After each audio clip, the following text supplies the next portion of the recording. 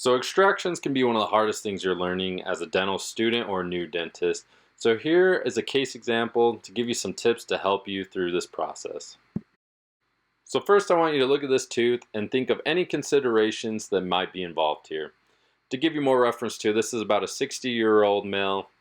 This tooth has been broken for a while, and if you can tell, there is some condensing osteitis around that distal root.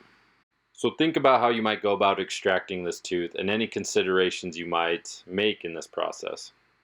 So if you look at that, here's some things to point out. There's some condensing osteitis here, so that means the bone is very dense there. There is a bend in the root. And overall, this tooth is just very broken down, decayed, and is probably going to break. So here's the protocol. Sever the soft tissue attachments all the way around the tooth. Luxate the tooth, elevate the tooth. Honestly, you can go either order here. If I can't get a good spot by luxating it, sometimes I'll elevate it to loosen it up so then I can fit my luxator in better. After a few minutes, I have good mobility on the mesial root, but the distal's not moving very much. So what the next step probably should have been is section, but that's not what I did. So after that, I got the 23s or the cow horns and began moving it, doing a side-to-side pattern and then a figure-8 pattern, trying to get that to come loose. It did come loose for a minute and I thought all was good, but then after closer realization, I saw a root tip down in there. And as you know, root tips can be a pain in the butt.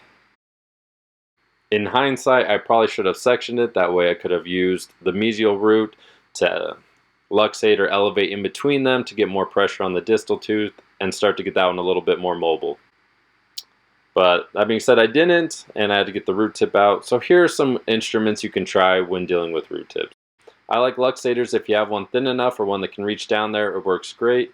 Root tip picks can be good. I often feel like they're not sharp enough. They get dull fairly quickly, and then I don't feel like they work too well.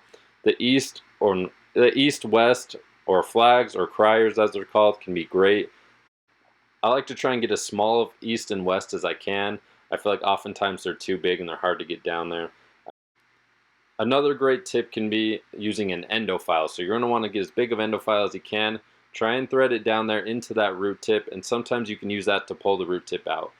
Honestly, that works really well if the root tip is already pretty loose. If it's not, it doesn't work quite as well. And this one can be nice, especially on the uppers when you're working near the sinus, to just have something more secure to try and pull that down so it doesn't get pushed up into the sinus. But let me know if you like this style of video and if you want to see more videos like this. As always, if you have any questions, please let me know in the comments below.